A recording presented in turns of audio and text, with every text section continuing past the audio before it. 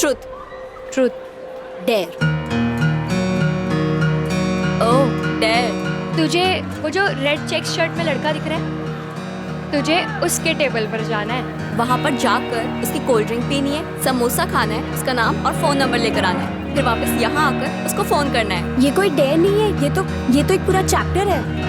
बस सोनल रहने दे, हमें पता था कि एक तो तू खुद डर लेगी, फिर तुझे कुछ नहीं होगा।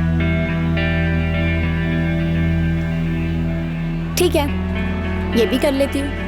Let's see.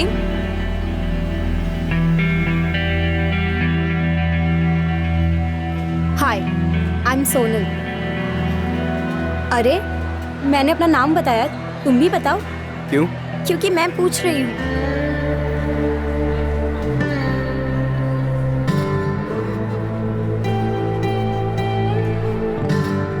एक्सक्यूज मी, क्या चल रहा है ये सब? समोसा तो बहुत टेस्टी है। तुम जो ये अपना समझ के खा रही हो ना, इसके मैंने पैसे भरे, फ्री का नहीं है ये। एक काम करो, काउंटर पे जाओ, एक और कोल्ड ड्रिंक और समोसा ऑर्डर करो और सोनल का नाम ले लेना, तुमसे पैसे नहीं पूछेंगे। थैंक यू, बट नहीं चाहिए। तुम ये भी खा लो और ये भी पी लो। अरे अब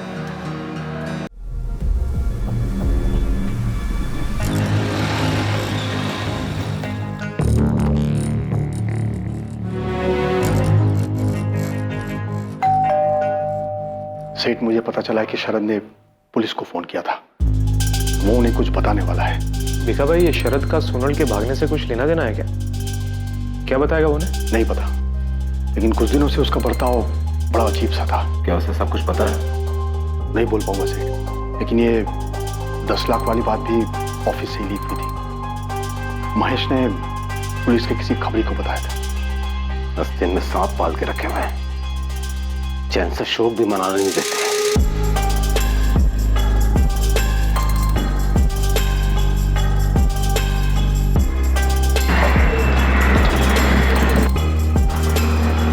सर, मैं शरद राजपूत। डरो मत, अब तुम सेफ हो। गाड़ी में बैठो।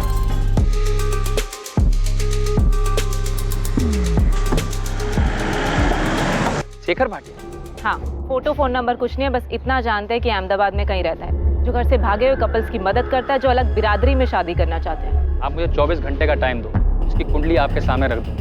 ये जयेश का दोस्त भरत राणा, इससे बात करो, अहमदाबाद में ही रहता है। ये दोनों सोनल और जयेश भी शेखर भाटिया के पास अहमदाबाद ही गए थे। किसी ने तो शेखर भाटिया के बारे में इनको बताया होगा। ये शेखर या तो जयेश का दोस्त होगा या तो सोनल की दोस्त शिल्पा या नताशा में से किसी ने इसके बारे में बताया होगा। मैं उनसे बात करती हूँ, तो तब तक शेखर भाटिया को लेकर।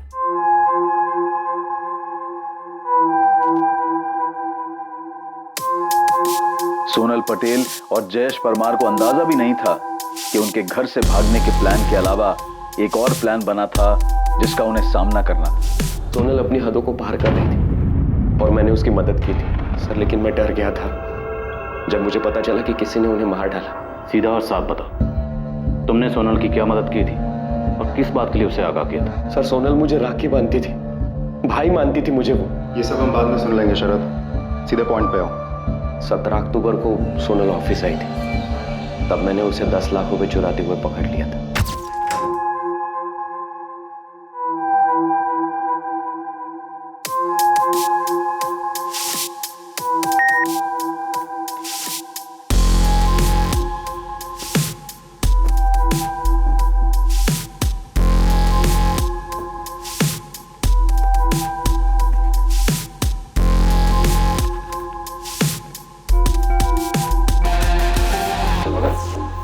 तुम यहाँ? और सेठ जी, तुम्हारे पापा कहाँ हैं? भैया वो, और ये क्या कर रही हो तुम? भैया भैया प्लीज मेरी मदद कीजिए। किस चीज में? चोरी करने में? प्लीज, ये मेरी मजबूरी है। मैं अजय से शादी नहीं करना चाहती। क्या? क्यों? क्यों नहीं करना चाहती? मैं जयेश से प्यार करती हूँ। जयेश परमार मेरे कॉलेज में है, हम दोनों एक दूसरे से बहुत प्यार करते हैं, हम शादी करना चाहते हैं। उसी के लिए मुझे ये पैसे चाहिए भैया। प्लीज प्लीज मेरी मदद कीजिए, ये मेरी जिंदगी और खुशी का सवाल है। भैया मैं आपको राखी बांधती हूँ, बड़े भाई है मेरे, वो अपनी बहन के लिए इतना नहीं करेंगे। मैं उसके हालात समझ सकता था। अपने पापा के खिलाफ जाने के बाद सोनल के पास भागने के अलावा दूसरा रास्ता भी नहीं था, वरना वो उसे मार देते। ये तो मैं पक्का नहीं कह सकता सर, लेकिन सोनल ने मुझे बताया कि जयेश के बारे में उसने जब घर में बताया तब देवांग सेठ और सभी घर वालों ने जयेश के लिए मना कर दिया था। घर से भागने में तुमने सोनल की मदद की थी? मैंने बस इतनी मदद की कि मैंने किसी को नहीं बताया कि वो कब और कैसे भागने वाली, और उसी ने 10 लाख रुपए चुराए। मैंने सोनल से कहा था कि पहले मैं जयेश से मिलूंगा, और जब मुझे जयेश पर यकीन आ जाएगा तभी मैं उसे 10 लाख रुपए लेकर जयेश के साथ भागने दूंगा। भैया, मैं सोनल को हमेशा खुश रखूंगा। जयेश, तुम्हारे घर वालों को तुम्हारी इस प्लानिंग के बारे में पता है? नहीं, मैंने अभी तक किसी को कुछ नहीं बताया। जा कहाँ रहे हो तुम लोग? भैया, हम पहले यहाँ से सूरत जा रहे हैं और फिर उसके बाद फिर मैं वहाँ से पापा को फ़ोन करूँगी और ये बताऊँगी कि हम दिल्ली में हैं, ताकि वो हमें ढूंढ नहीं पाए। पर तुम लोग सूरत क्या करने जा रहे हो? हमारा एक प्लान बना है सूरत में, वहाँ पर बात हुई है किसी से। देखो, मैं समझ सकता हूँ, तुम जो चाहते हो इसमें कुछ गलत नहीं है, और तुम दोनों बालिग हो, तो इसलिए तुम्हें कोई रोक भी नहीं सकता। हाँ, लेकिन अगर तुम लोग किसी प्रॉब्लम या मुसीबत में फंस जाओ तो फौरन वहां से निकल जाना। और सोनल, तुम मुझे कभी भी फोन कर सकती हो। हाँ, थैंक यू भैया। फिर वो चले गए। प्लान के मुताबिक सोनल ने सेठ को बताया कि वो दिल्ली में। अहमदाबाद के बारे में तो मुझे आइडिया भी नहीं था सर। उनके जाने के बाद उन्होंने मुझे कभी फोन नहीं किया सर। मेरे अलावा कोई और भी है जो उनकी मदद कर रहा था, और उसी से ये अहमदाबाद वाली बात बाहर निकली होगी, जिसके बाद दोनों मारे गए। तुम्हें पता है सोनल के पापा और भाई ने उन दोनों को मारा है, तो आधी कहानी बताने का कोई मतलब नहीं बनता शरद। कैसे मारा? सर कैसे, ये तो मुझे नहीं पता, लेकिन मुझे भी लगता है कि उन्होंने ही मारा होगा। सर, स्कूटर के चक्कर में आपने उन्हें बताया कि वो दिल्ली में नहीं सूरत में है। असल में आप लोगों ने जयेश और सोनल की जान खतरे में डाल दी।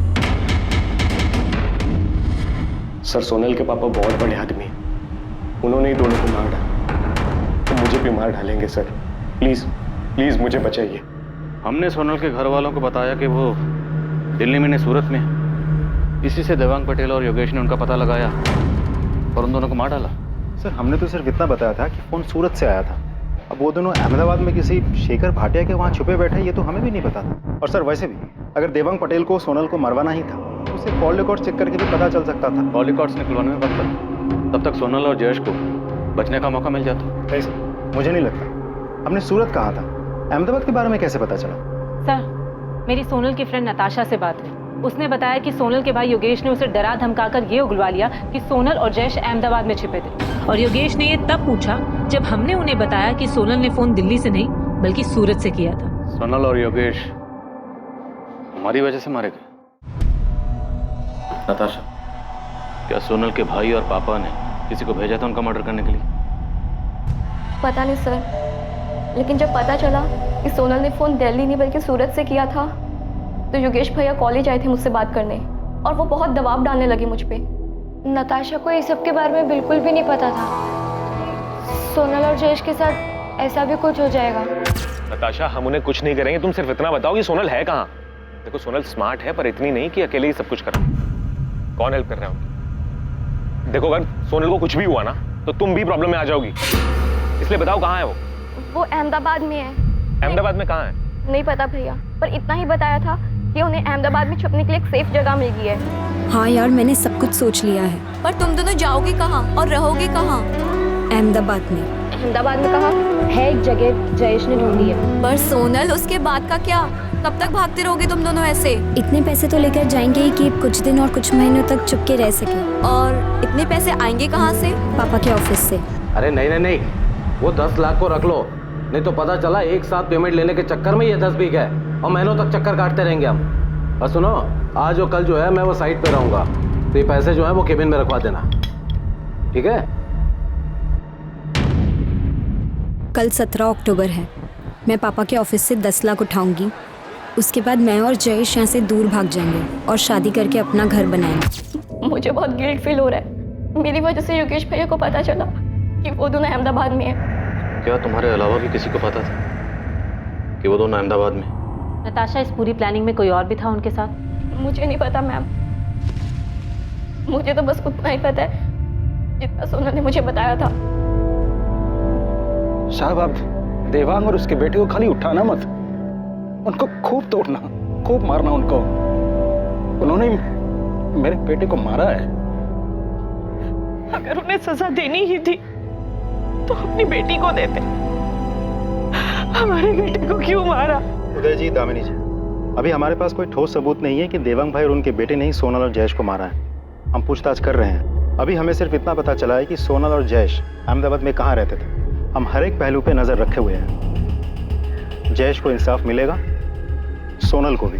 सर मुझे लगता है मुझसे बहुत बड़ी गलती हो गई। आप सही कह रहे थे, दोनों बालिग के अपनी जिंदगी जीना चाहते हैं, जीने दो। मैंने फिजूल में इस केस को खोला। पारुल, अब ये सोचने का कोई फायदा नहीं कि हमें क्या करना चाहिए था क्या नहीं।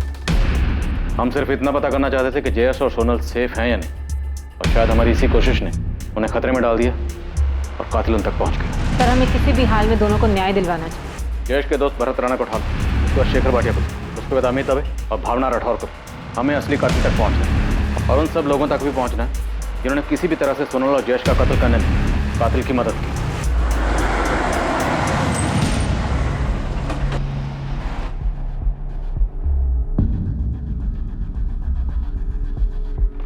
शेखर भाटिया जी, आप कौन? शेखर जी, राजकोट में पुलिस आपको ढूंढ रही है। क्यों, किस लिए? सोनल पटेल और जयेश परमार के लिए। सोनल और जयेश? क्या हुआ उन दोनों को? उन दोनों का मर्डर हो चुका है। गांधीनगर में उन दोनों की जली हुई बॉडी मिली है। क्या? काश जयेश मेरे पास आया होता, काश उसने मुझे बताया होता कि मैं ऐसा कुछ करने के बारे में सोच रहा। सच में भरत, उसने तुम्हें कुछ नहीं बताया होता तो मैं उसे ऐसा कुछ करने ही नहीं देता ना। मैडम, जयेश अपनी माँ बाप की इकलौती औलाद था। मेरी तरह बहुत गरीब परिवार से था। माँ बाप ने कितने सपने देखे थे उसके लिए, पढ़ाई में अच्छा था, ये बनना चाहता था। यानी सब क्या? भरत, हम सिर्फ ये जानना चाहते हैं कि सोनल और जयेश शेखर भाटिया तक कैसे पहुंचे, और अगर सोनल के भाई और बाप ने उन दोनों का मर्डर किया है तो वो उन दोनों तक कैसे पहुंचे और उन दोनों को कैसे मारा। आप बताइए, मैं आपकी मदद कैसे करूं जबकि मुझे कुछ भी नहीं पता है सिवाय इसके कि वो मेरा अच्छा दोस्त था।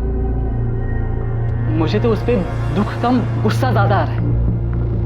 फाइनल ईयर में था, ये बन जाता अगले साल तक। पूरी लाइफ पड़ी थी उसके सामने, लेकिन नहीं, शादी और प्यार का भूत सवार हो गया। भरत, अब जो हो चुका उससे बदला नहीं जा सकता। तुम हमें बस। मैडम, मैं भी आपसे यही कह रहा हूँ कि जो हुआ है उसके बारे में मुझे कुछ नहीं पता है। मुझे तो ये समझ में नहीं आ रहा है कि मैं उसके माँ बाप को कैसे समझाऊं। वो बार बार मुझे एक ही बात बोले जा रहा है कि तू तो उसका अच्छा दोस्त था, तूने क्यों नहीं समझाया उसे। अब मैडम, मैं उसे कैसे समझाता, क्योंकि जयेश ने मुझे कुछ बताया नहीं इसके बारे में। अगर बताया होता ना तो उसको 2 थप्पड़ लगा देता, सारा ये प्यार और शादी का भूत उतार देता। भरत,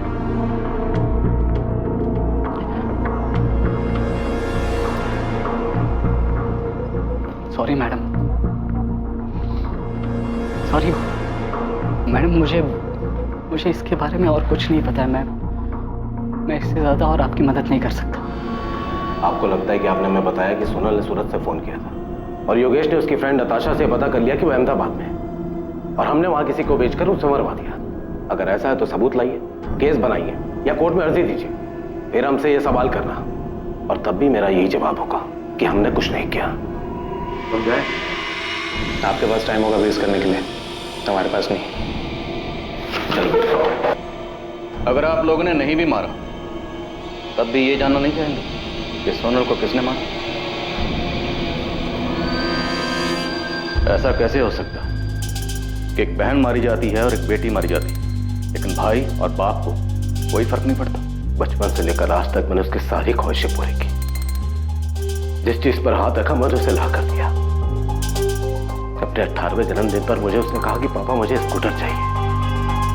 मैंने खुद ने जाकर उसे स्कूटर ला कर दिया। आपने अपनी बेटी के लिए जो किया हर माँ बाप अपनी औलाद के लिए करते, लेकिन इससे आपको अपनी बेटी को मारने का लाइसेंस नहीं मिल जाता, वो भी सिर्फ इसलिए क्योंकि वो अपनी पसंद के लड़के से शादी करना चाहती थी।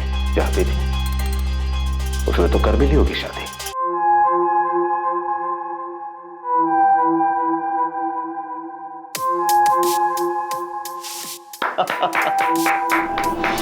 हम उसे सिर्फ इसलिए ढूंढ रहे थे ताकि उसे ये बोल सकें कि उसने जो कुछ किया है ठीक है। अब उसे हमसे ऐसे भागने की या छिपने की कोई जरूरत नहीं। और आप लोगों को लगता है कि मैं आप लोगों की इन बातों पे यकीन कर रहा हूं क्योंकि इसके अलावा आपके पास और कोई चॉइस नहीं है। वरना साबित करो कि सोनल और जयेश को हमने मारा है।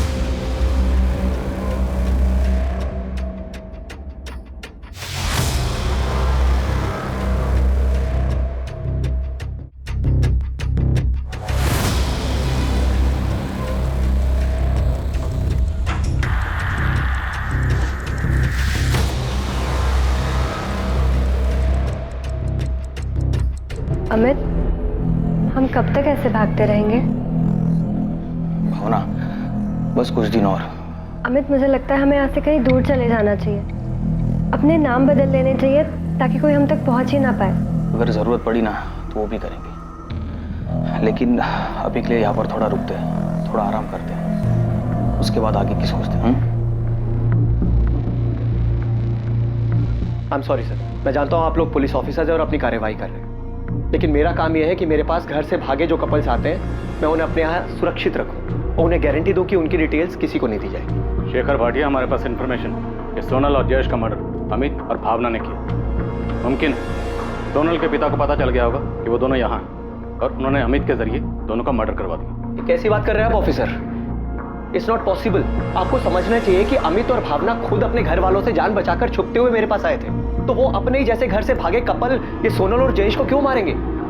और सच्चाई ये है कि सोनल और जयेश खुद जान बचाकर मेरे पास आए थे। फिर मैंने सोनल और जयेश की शादी करवाई और खुद उनके साथ रजिस्ट्रार ऑफिस में जाके उनकी शादी को रजिस्टर करवाया था।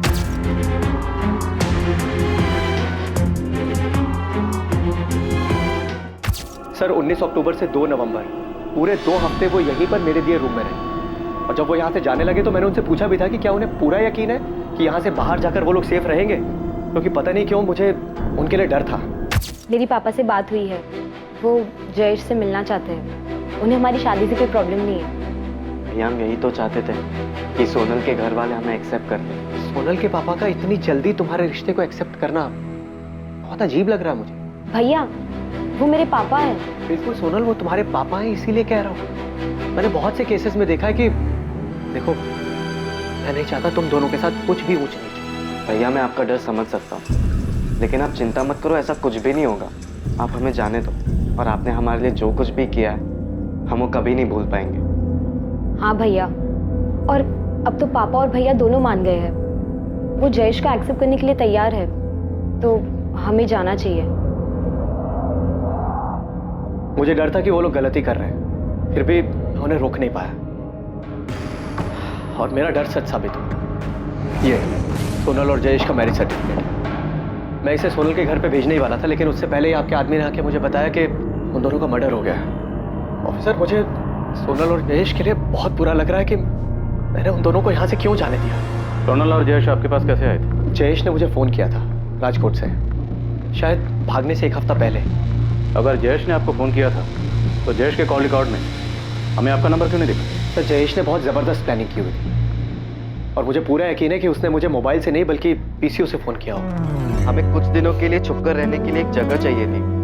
क्या आप हमारे लिए कुछ कर सकते हैं? जयेश, कहाँ से बात कर रहे हैं? जी सर, मैं राजकोट से बोल रहा हूँ। मैं और सोनल एक दूसरे से बहुत प्यार करते हैं और हम शादी करना चाहते हैं, लेकिन हमारी फैमिलीज हमारे अगेंस्ट है। क्या आप हमारी मदद कर सकते हैं सर? हाँ जयेश, मैं मदद कर सकता हूँ तुम्हारी, लेकिन उससे पहले तुम्हें मुझे अपनी उम्र बतानी होगी। सर, हम दोनों बालिग हैं। मैं 21 साल का और सोनल 20 साल की है। जयेश, सिर्फ बोलने से नहीं चलेगा, तुम्हें मुझे अपना एज प्रूफ देना होगा। तो तुम दोनों में से किसकी फैमिली अगेंस्ट है? मेरी। हम पहले सूरत गए, फिर वहां से सोनल ने अपने पापा को फोन किया। मैंने उनसे कहा कि मैं दिल्ली में हूँ। और जयेश, तुम्हारी फैमिली? सर, मेरी फैमिली को ऐसी कोई प्रॉब्लम नहीं है। वो लोग अगेंस्ट सिर्फ इसलिए क्योंकि सोनल की फैमिली ने मुझे रिजेक्ट कर दिया। मेरे पूछने का मतलब ये है कि तुमने क्या अपनी फैमिली को झूठ बोला है? उनके हिसाब से इस वक्त तुम कहाँ हो? सर, मैंने उन्हें सच झूठ कुछ नहीं बताया। उनके हिसाब से मैं अभी हॉस्टल में हूँ, लेकिन कॉलेज में मैंने लीव एप्लीकेशन दिया। ठीक है, मैंने कल 11 बजे का टाइम ले लिया है रजिस्ट्रार ऑफिस में। कल तुम दोनों की शादी हो जाएगी। सर, मैं पूरे यकीन से कह सकता हूँ कि उन दोनों को सोनल की फैमिली नहीं मारा है, क्योंकि मैंने ऐसे बहुत से केसेस में देखा है कि घर वाले लड़का लड़की को झूठ बोल के घर बुलाते हैं और उसके बाद उन्हें मार देते हैं। पर सोनल की अपनी फैमिली से बात कैसे हुई? क्योंकि सोनल के माँ बाप भाई बहन, यहाँ तक कि उनके लैंडलाइन पर अहमदाबाद से ना कोई फ़ोन आया न गया। उन दोनों के पास कोई फ़ोन था? जी नहीं, मेरी जानकारी में तो नहीं। दरअसल सर, सोनल और जयेश इन दोनों ने बहुत ज़बरदस्त प्लानिंग की। मतलब पहले घर से भागना, फिर सूरत जाना और घर पे फोन करके बोलना कि वो लोग दिल्ली में है और उसके बाद मेरे पास आना। मतलब मैंने इन दोनों के जैसे और भी कई कपल्स देखे हैं जो घर से भागते हैं, लेकिन जैसी प्लानिंग सोनल और जयेश ने की थी उसे देखकर मैं भी हैरान था। और शेखर भाटिया, सवाल यह है कि सोनल की अपनी फैमिली से बात कब और कैसे हुई? आपने बताया कि सोनल की फैमिली जयेश को एक्सेप्ट करने के लिए तैयार हो गई और वो दोनों राजकोट अपने घर वापस जा रहे थे। पता नहीं सर, जो उन दोनों ने मुझे बताया वो मैंने आप दोनों को बता दिया। शेखर भाटिया, आपको हमें अमित और भावना की डिटेल्स देनी ही होगी। आप प्लीज मेरा यकीन कीजिए ऑफिसर, अमित और भावना सोनल और जयेश का मर्डर नहीं कर सकते। जिस दिन सोनल और जयेश यहाँ से गए हैं, ठीक उसके अगले ही दिन वो दोनों भी यहाँ से चले गए। अगर तुम ऐसे डिटेल्स नहीं दोगे तो हम मजिस्ट्रेट का ऑर्डर लेकर आएंगे और हम नहीं चाहते कि हम ऐसा करें। आप अच्छे इंसान हैं, अच्छा काम करें, हम भी अपना काम करें। हमें किसी भी तरह से सोनल और जयेश के कातिल तक पहुंचना। अगर इन दोनों का कत्ल सोनल के बाप और भाई ने भी किया तब भी उनके खिलाफ हमें सबूत चाहिए होंगे। और हमारे पास पुख्ता इन्फॉर्मेशन है कि सोनल और जयेश के मर्डर में अमित और भावना शामिल है।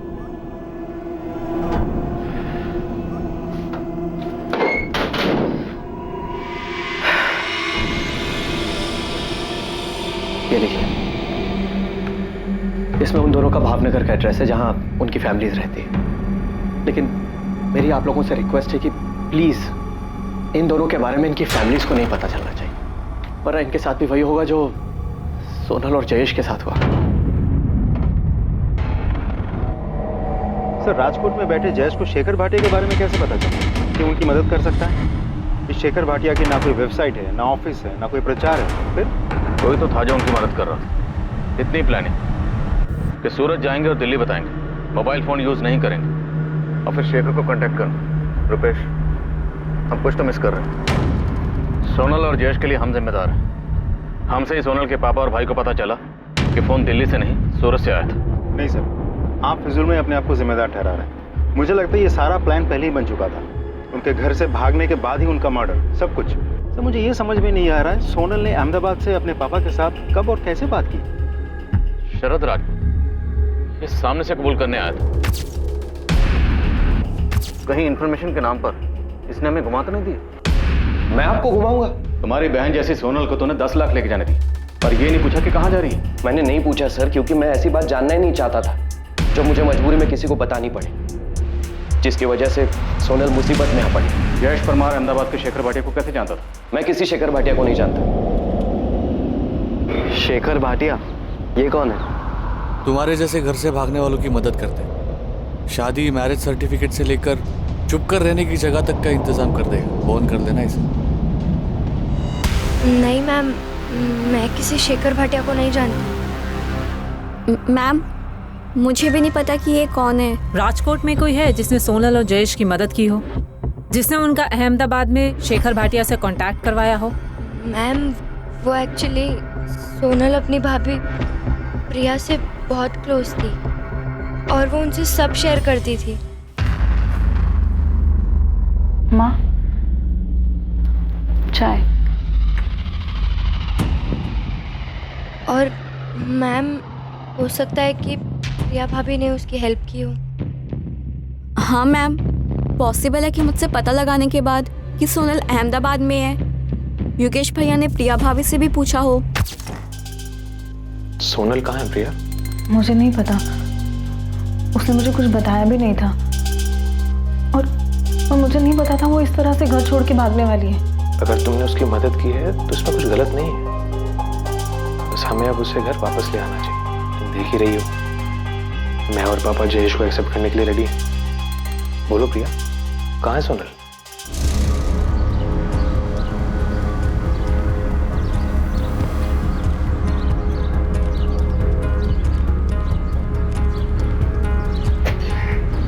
प्रिया गाड़ी में बैठ। इस बार बातचीत थोड़ी लंबी चली। सेठ, अंदर आ जाओ। हाँ। सेठ, आज सुबह पुलिस वाले मुझे पूछताछ के लिए लेके गए थे। 36 तरीके से 36 सवाल पूछा उन्होंने। ये भी पूछा कि आपके और योगेश के पास कोई दूसरा नंबर है क्या। और सेठ, मुझे नंबर देना पड़ा, वरना वो लोग मुझे छोड़ते ही नहीं। भीखा भाई जी? आप मेरे सबसे ईमानदार आदमी हो। जी सेठ। आपको कोई शक है? नहीं नहीं, शरद पे मुझे गुस्सा नहीं है। उसने जो किया सो किया, पर इस बात का दुख है कि जब सोनल यहाँ पर आई थी तभी आपको मुझे फोन करके बता देना चाहिए था। मुझे कैसे पता होता सोनल बेबी ये सब करेगी? वो आपकी लाडली भी थी। अगर उसने कहा कि उसे आराम करना है, केबिन खोल दो, तो मैं मना कैसे कर सकता सेठ?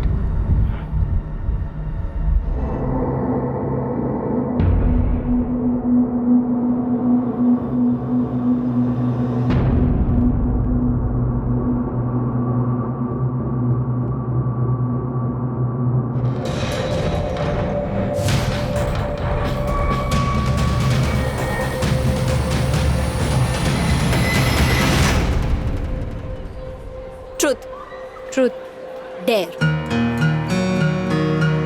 ओह डेयर। तुझे वो जो रेड चेक शर्ट में लड़का दिख रहा है, तुझे उसके टेबल पर जाना है। वहाँ पर जाकर उसकी कोल्ड ड्रिंक पीनी है, समोसा खाना है, उसका नाम और फोन नंबर लेकर आना है, फिर वापस यहाँ आकर उसको फोन करना है। ये कोई डेयर नहीं है, ये तो एक पूरा चैप्टर है। बस सोनल रहने दो, हमें पता था कि एक तो तू खुद डर लेगी, फिर तुझे कुछ नहीं होगा। ठीक है, ये भी कर लेती हूँ। Let's see.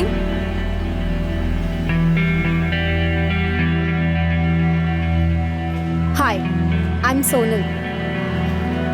अरे मैंने अपना नाम बताया, तुम भी बताओ। क्यों? क्योंकि मैं पूछ रही हूँ।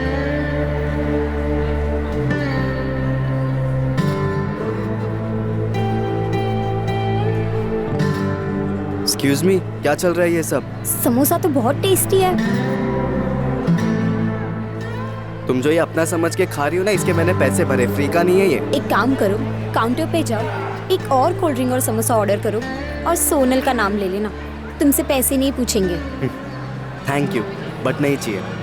तुम ये भी खा लो और ये भी पी लो। अरे अब हेलो, अब तक तो बेसिक इंट्रो भी नहीं हुआ। अपना नाम तो बताओ। क्यों बताऊं मैं तुम्हें अपना नाम? कौन हो तुम? अभी तो अंदर बताया, मेरा नाम सोनल है।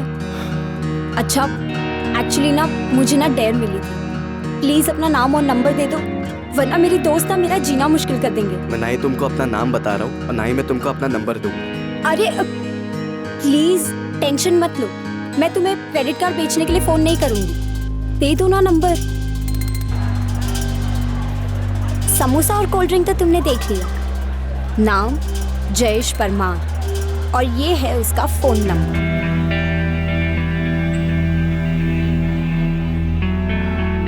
हाय हाय बाय।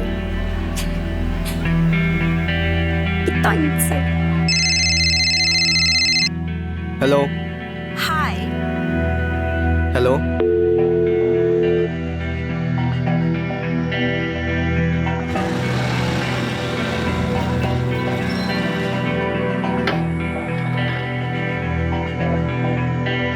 मैंने तुम्हें अपना फोन नंबर दिया तो तुम रोज रोज ऐसे कॉल करके परेशान करोगी?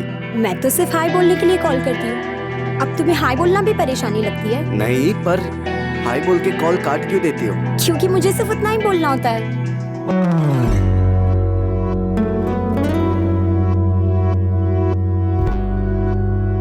ओह, तो तुम्हें भी कुछ बोलना होता है?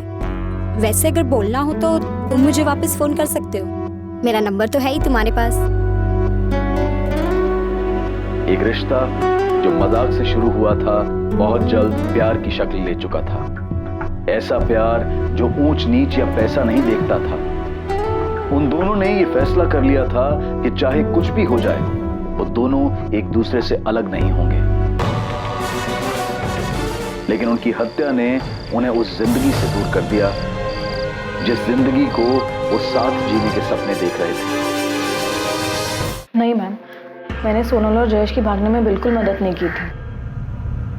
और अब लगता है कि काश कर दी होती। रिया, तुम अब भी उनकी मदद कर सकती। ये बताकर कि तुम्हारे पति योगेश और तुम्हारे ससुर देवांग पटेल ने उन दोनों को कैसे मारा और उन दोनों तक कैसे पहुंचे हो। उन्होंने ऐसा कुछ भी नहीं किया मैम, उन्होंने नहीं मारा है। रिया, जुर्म छुपाना भी एक बहुत बड़ा जुर्म है।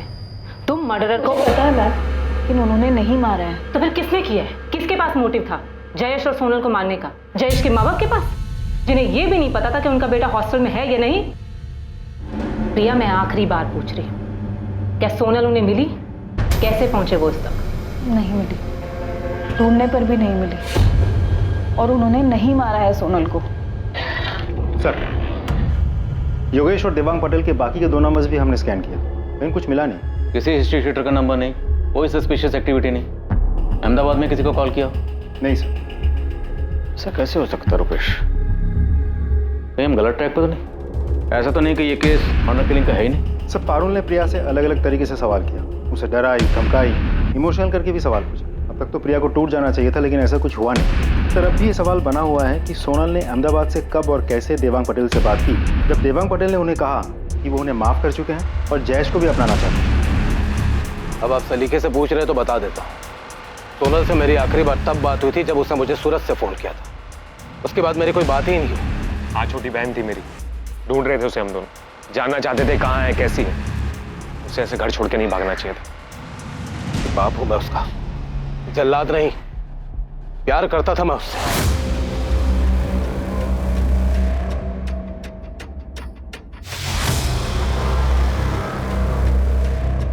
सर, शमशेर का फोन आया था।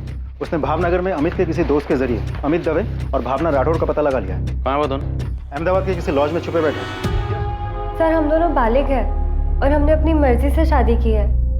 सर, आप अगर हमें हमारे घर वालों के पास भेज देंगे तो वो हमें पक्का मार देंगे। तो खुद को बचाने के लिए तुम लोगों ने सोनल और जयेश को मारा, ताकि जब जली हुई लाशें मिले तो सबको यही लगे कि तुम लोग मर गए और उसके बाद तुम लोग आजाद हो जाओ। यही प्लान बनाया था ना तुम दोनों ने? ये आपको किसने बताया? ये छोड़, आगे बोल। ये आपको राशि ने बताया? जिसने भी बताया हो, प्लान तो तुम्हारा ही था ना। सर, आप उस राशि की बातों में आ गए। हम ऐसा क्यों करेंगे? बेचारे सोनल और जयेश भी हमारी तरफ अपने पापा के डर से अपने घर से ही भागे हुए थे सर। और हम सब, यहाँ तक कि राशि और उसके हस्बैंड रौनक भी शेखर भैया के घर पे अहमदाबाद में छुपे हुए थे, और हम सब ने साथ में मिलकर बहुत अच्छा टाइम बिताया सर। हम क्यों मारेंगे सोनल और जयेश को? उनकी तो नई नई शादी हुई थी, हमारी तरह वो भी बहुत खुश थे और हम सब अच्छे दोस्त बन गए थे। और सर, मुझे मालूम है आपको ये राशि नहीं बताया, क्योंकि मैंने राशि को बताया था। तो खुद को बचाने के लिए किसी को भी मार दोगे? ऐसा मैं नहीं, अमित कह रहा था। अरे यार, मैं तो मजाक कर रहा था यार। देखो, हम सब की हालत क्या है, हम ऐसा क्या करें कि हमारे घर वाले हमारा पीछा करना छोड़ दें। तो बस मैं ऐसे ही फालतू की आइडियाज फेंक रहा था यार। और मैंने कहीं पे देखा हुआ था कि 2 लोगों की लाश मिलती है और लोग उन्हें किसी और की समझ लेते हैं। तो तुमने सोचा तुम किन्हीं 2 लोगों को मार दोगे और तुम्हारे घर वाले सोचेंगे कि तुम और भावना मर गए। अरे यार, वो तो मैंने ऐसे ही बोला था यार। क्या मैं सच में ऐसा करूंगा?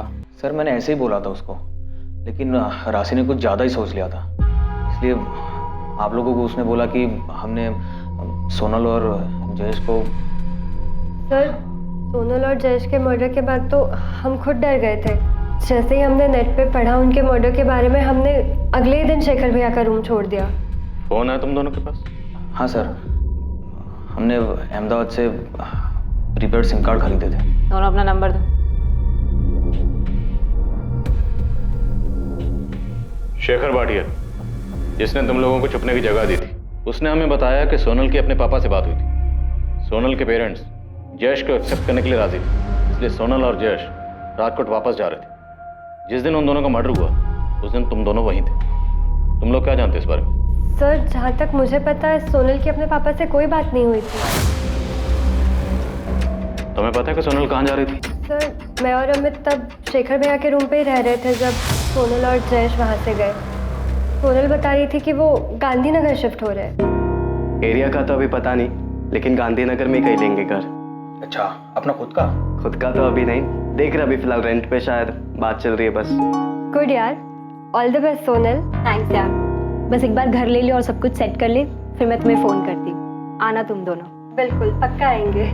सोनल और जयेश गांधीनगर में घर रेंट पे ले रहे थे? हाँ सर। कौन दिलवा रहा था? पता नहीं सर, सोनल और जयेश ज्यादा कुछ बताते नहीं थे। सर, कोई तो था जो उन्हें वहाँ घर दिलवा रहा था। क्या? गांधीनगर में घर रेंट पे? मतलब वो राजकोट जा ही नहीं रहे थे? जी शेखर जी, ये अमित और भावना से अभी अभी हमें पता चला है। इसका मतलब उन दोनों ने मुझसे भी झूठ बोला। पर क्यों? शेखर जी, क्या आप हमें बता सकते हैं कि वो कौन है जो उन्हें गांधीनगर में घर दिलवा रहा था? नहीं सर, इस बारे में तो मुझे कोई आइडिया नहीं। बल्कि अगर मुझे पहले से पता होता तो मैं खुद वहां जाकर चेक करता कि वहां सब ठीक है कि नहीं। उन्हें इस तरह से अपनी जिंदगी खतरे में नहीं डालने देता सर। एक मिनट भावना, तुमने अभी कहा कि वो गांधीनगर में शिफ्ट करने के बाद तुम्हें कॉल करने वाली थी। बस एक बार घर ले ले और सब कुछ सेट कर ले, फिर मैं तुम्हें फ़ोन करती। हाँ, उसने कहा था वो कॉल करेगी। और अगले दिन 3 नवंबर को जब हम शेखर भैया का रूम छोड़ के जा रहे थे, मैंने उसे कॉल भी किया था, पर उसका फ़ोन स्विच ऑफ आ रहा था। और अगले दिन पता चला कि उन दोनों का मर्डर हो गया। सोनल का फोन स्विच ऑफ आ रहा था? सोनल के पास फोन था? सोनल और जयेश दोनों अपना फोन राजकोट में ही छोड़कर गए थे? नहीं सर, फोन था। वो दोनों एक ही फोन यूज कर रहे थे।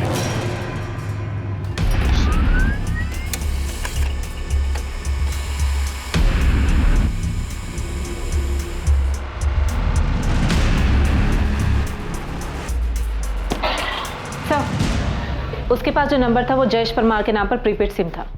कॉल रिकॉर्ड से कुछ डिटेल? ये सर, लास्ट पेज पर है। उस रिकॉर्ड से हमें एक अहमदाबाद का नंबर मिला जिस पर रेगुलर बात हो रही थी। और अभी ये नंबर स्विच ऑफ? जी सर, डिटेल मंगवाई है, जल्दी आ जाएगी। अब ये नंबर ही इस केस की बिक्री करने जोड़ेगा। जितनी जल्दी हो सके इस नंबर की डिटेल मंगवाओ।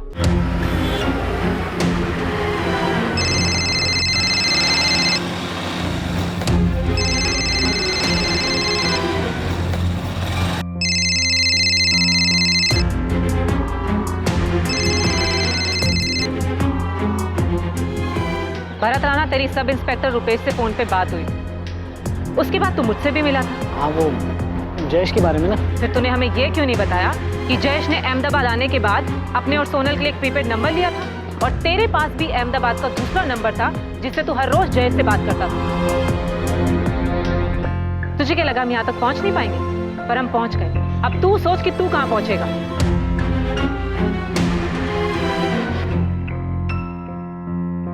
भागने की सोचना भी मत, कोई चांस नहीं।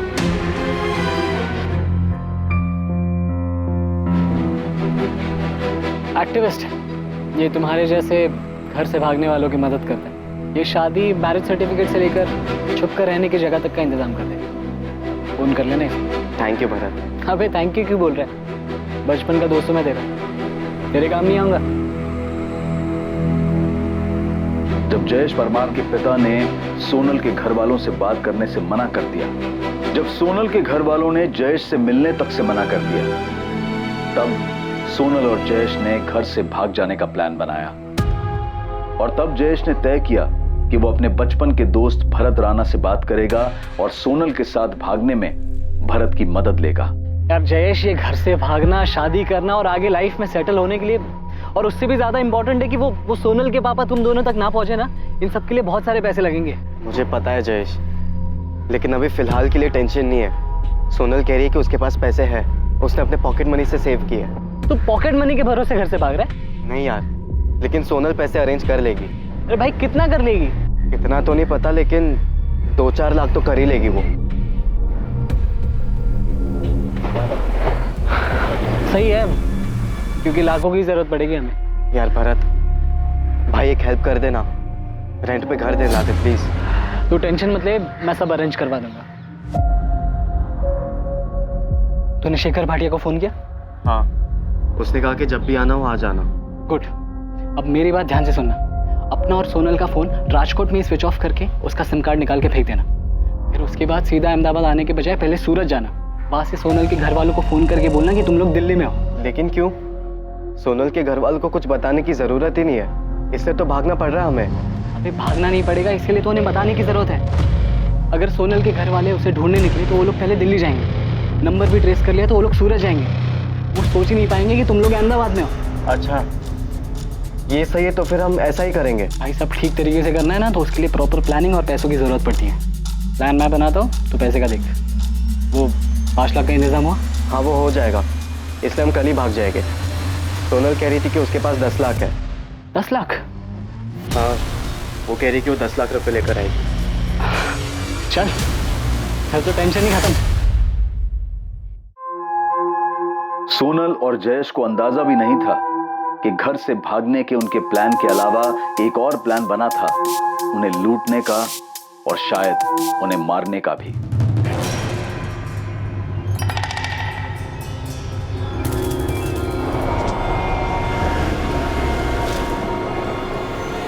भरत, ये तो हमें कहाँ ले आया है? यहाँ पर मुझे कोई भी घर दिखाई नहीं दे रहा है।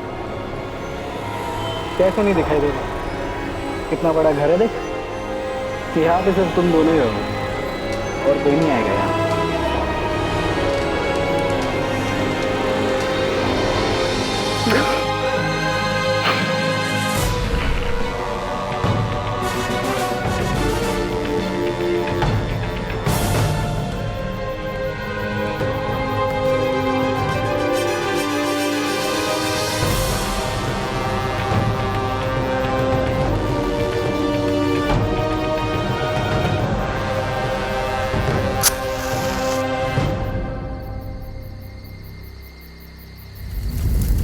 भरत राणा, ऐसा क्या हुआ था कि तू बचपन से मदद करने वाला दोस्त मसीहा से सीधा शैतान बन गया?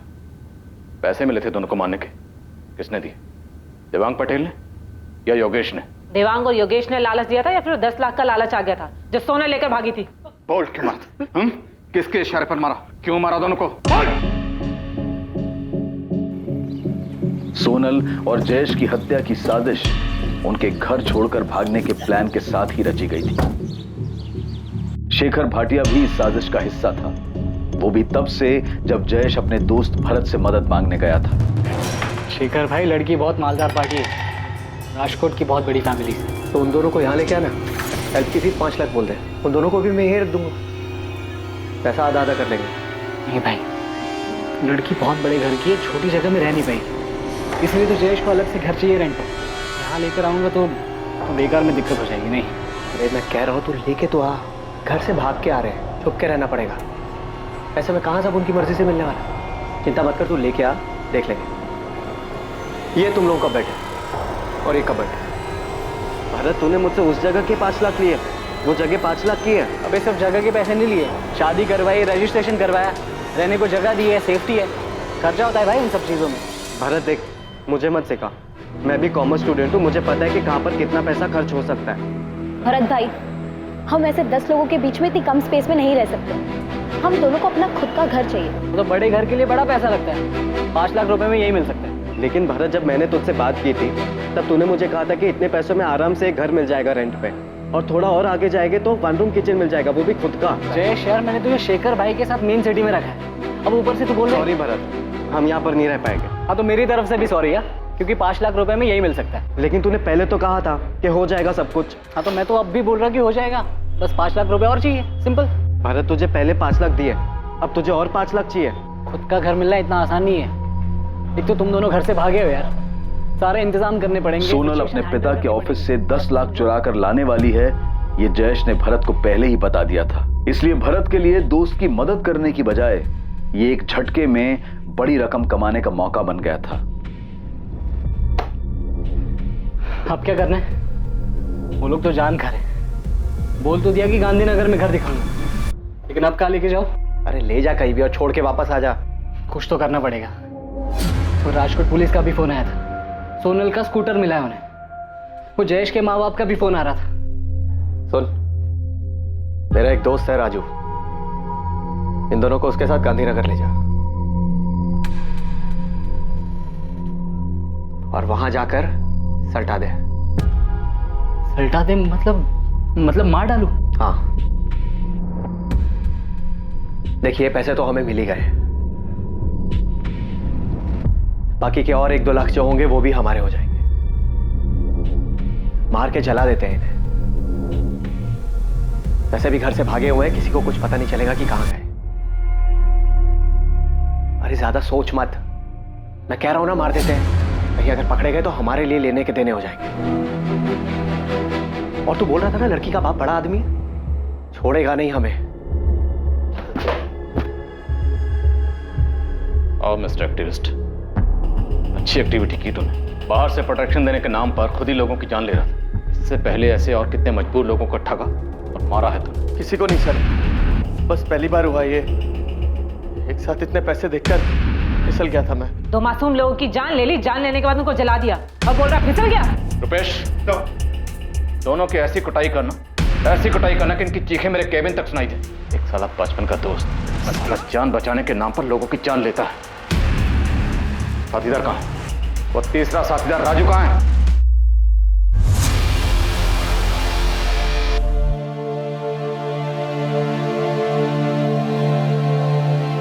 इस प्रेम कहानी में प्रेमियों का घर से भाग जाना तो था, पर ऑनर किलिंग यानी कि सम्मान के लिए की गई हत्या जैसा कुछ भी नहीं था। दो युवा प्रेमियों के परिवार वाले उनके घर से भाग जाने की प्लानिंग से अनजान थे इस बात से कि एक दोस्त ने पैसों के लालच में उनके बच्चों को मारने का प्लान बनाया था।